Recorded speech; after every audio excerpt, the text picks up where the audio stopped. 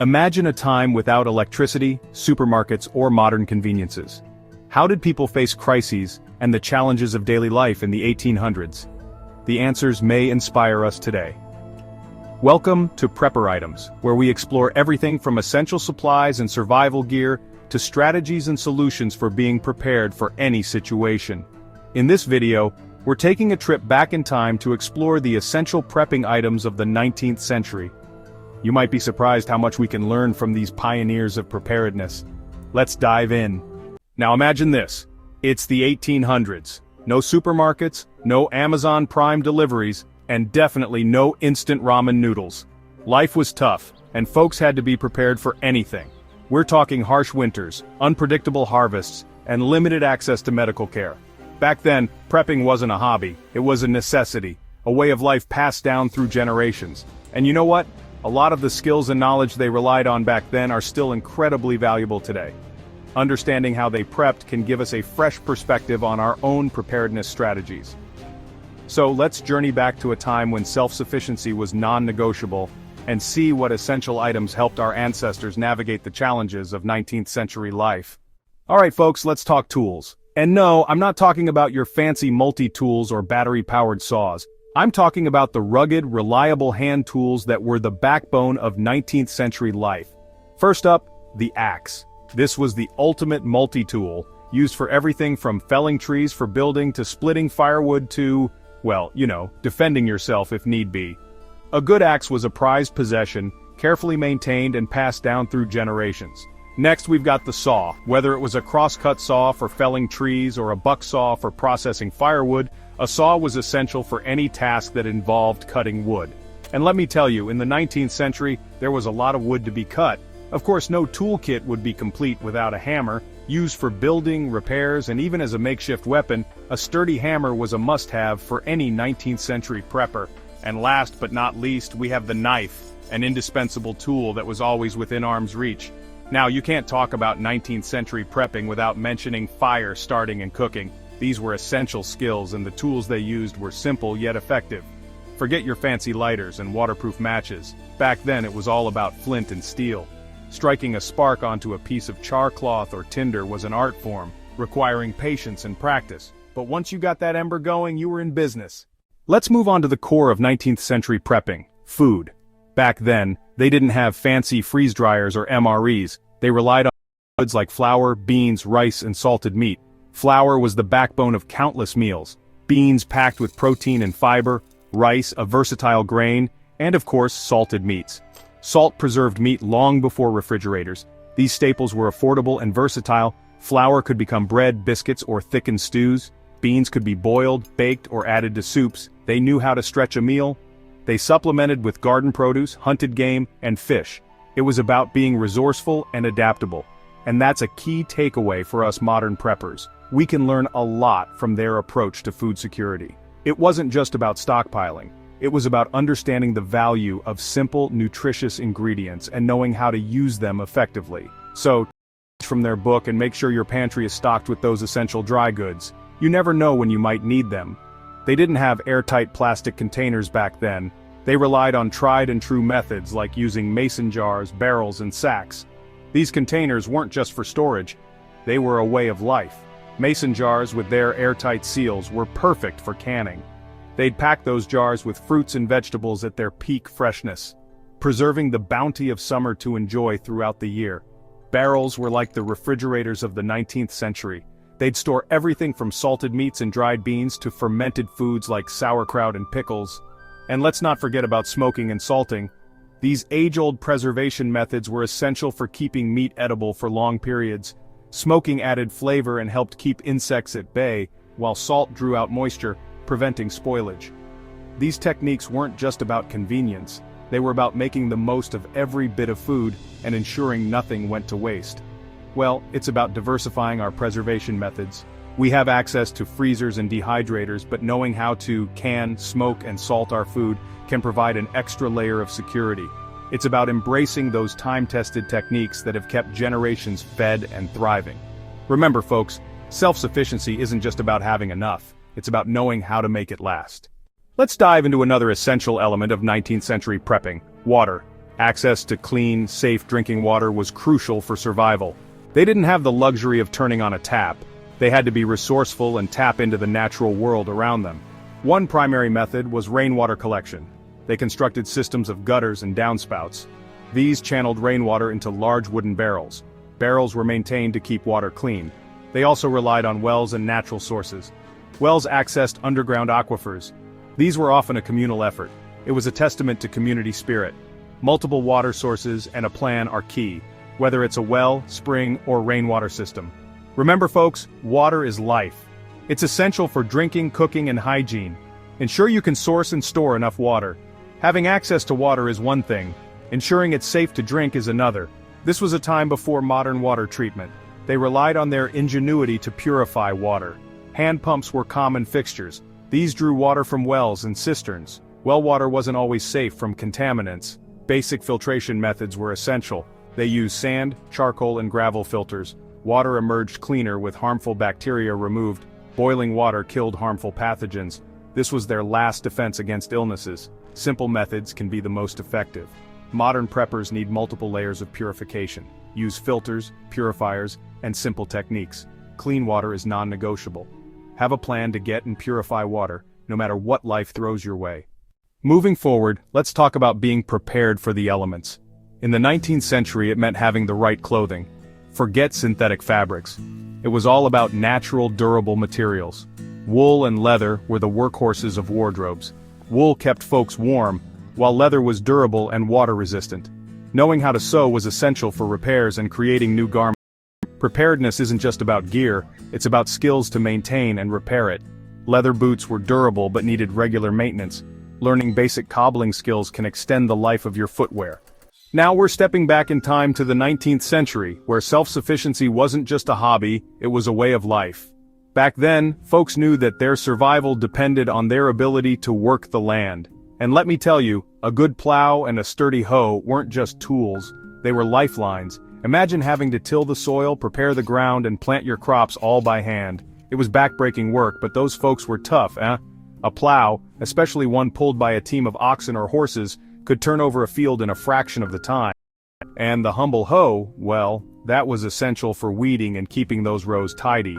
These tools weren't just important for the individual farmer, they were crucial for entire communities.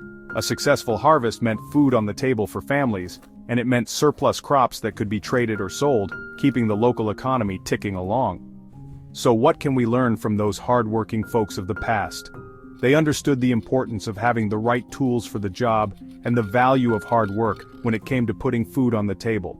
It's a good reminder for all of us modern preppers that self-sufficiency starts with being able to provide for your basic needs. But it wasn't just about the tools, it was about knowledge too.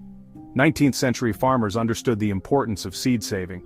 They knew that holding back some of their harvest to plant the next season was essential for their future. They would carefully select the best seeds from the healthiest plants, ensuring that they were passing on the strongest genetics to the next generation. It was a way of life that guaranteed food security year after year. And let's not forget about livestock. Raising animals like chickens, cows, and pigs meant having access to fresh eggs, milk, and meat.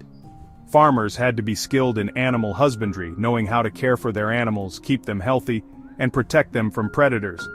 It was a 24/7 job, but it was essential for their survival. These skills and practices are just as relevant today as they were back then. Knowing how to save seeds, raise chickens, or milk a cow, these are skills that can make all the difference in a grid-down situation. They are the foundation of true self-sufficiency. Now let's talk about health. In the 19th century, there weren't any walk-in clinics or hospitals on every corner. Folks had to rely on their knowledge of traditional medicine and herbal remedies to treat illnesses and injuries. They knew a thing or two about the healing power of nature. They used plants like chamomile for its calming effects, echinacea to boost the immune system, and yarrow to stop bleeding. These remedies had been passed down through generations and were often the only line of defense against sickness. Now, I'm not saying you should ditch modern medicine altogether, but having a basic understanding of herbal remedies could be invaluable in a grid-down situation. It's about diversifying your options and being prepared for any eventuality. If you can't just pop down to the pharmacy, knowing how to use plants like aloe vera for burns, garlic for infections, or ginger for nausea could make a world of difference. But it wasn't just about plants. 19th century folks also had a few essential medical tools on hand. A good sharp knife could be used for everything from cutting bandages to performing minor surgeries. Tweezers were essential for removing splinters and thorns, and a needle and thread weren't just for sewing clothes, they were also used for stitching up wounds. And let's not forget about hygiene. Hygiene wasn't always what it should have been back then, but folks knew that keeping clean was important for preventing illness. They used simple soap made from lye and animal fat, and they boiled water to make it safe for drinking. They understood that something as basic as washing your hands regularly could be the difference between staying healthy and getting sick. These simple practices are just as relevant today as they were back then. Having a well-stocked first aid kit and knowing how to use it is crucial for any prepper, but it's also important to remember the basics of hygiene, especially in a grid-down situation where access to clean water and sanitation might be limited. Alright folks, let's talk transportation 19th century style. Back then, horses weren't just for riding off into the sunset, they were the backbone of daily life. Imagine trying to haul a load of firewood or travel any real distance without them. Now, a good horse is nothing without the right gear. You're talking saddles, reins, harnesses, all gotta be top-notch and properly maintained. A broken harness in the middle of nowhere could mean the difference between getting home safe and spending a night out in the elements. And of course, we gotta talk wagons. These weren't just for showing off at the general store, they were essential for moving goods and families. Whether you were transporting crops to market or heading west for a new life, a sturdy wagon was a must-have. These days, we rely on our trucks and cars. Understanding the importance of reliable transportation hasn't changed. Just like those folks back then, we need to make sure our vehicles are in tip-top shape and that we've got the skills to handle breakdowns. Now even the best-built wagon needs a little TLC now and then. That's why any self-respecting 19th century prepper worth their salt had a repair kit on hand. We're talking basic tools like hammers, wrenches, nails, and spare parts. Remember, back then, you couldn't just order parts online or call a tow truck. You had to be resourceful and able to fix things yourself. And it wasn't just about fixing wagons. These skills translated to maintaining other equipment too.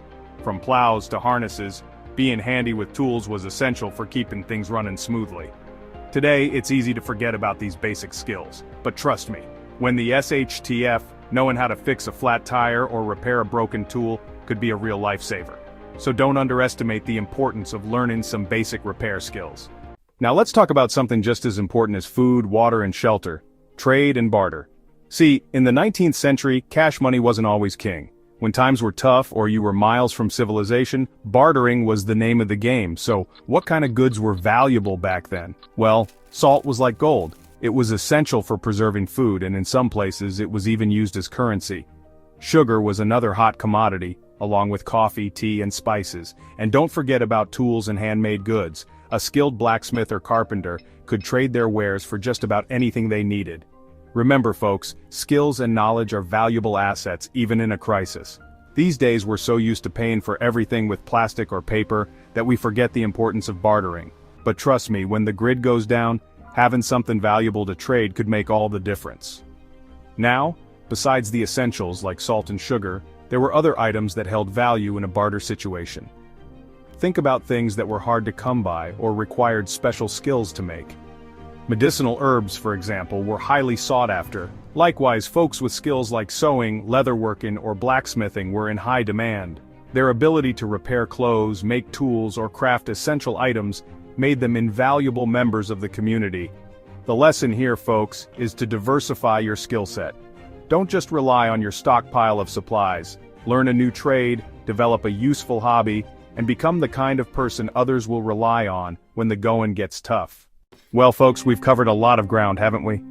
From essential tools to fortifications, we've explored the world of our ancestors. Hand tools, each nick telling a story of resilience. These items might seem like relics, but their principles are timeless. Food security, water independence, and self-protection are timeless concerns. They faced harsh winters and economic uncertainty. Sound familiar? Their challenges weren't so different from ours. We can find inspiration in their resourcefulness and grit. Practical skills, community support, and determination resonate with the prepping mindset. In an unpredictable world, these values are vital. Basic skills like gardening and repairs and first aid are investments in resilience. Building a strong community and sharing knowledge will see us through tough times. As we wrap up our journey, let's carry the spirit of our ancestors. If you found this journey back in time insightful, give this video a big thumbs up. And don't forget to subscribe to the channel and hit that notification bell so you don't miss out on any future explorations. Until next time, stay prepared, stay resourceful, and keep those pioneer spirits burning bright.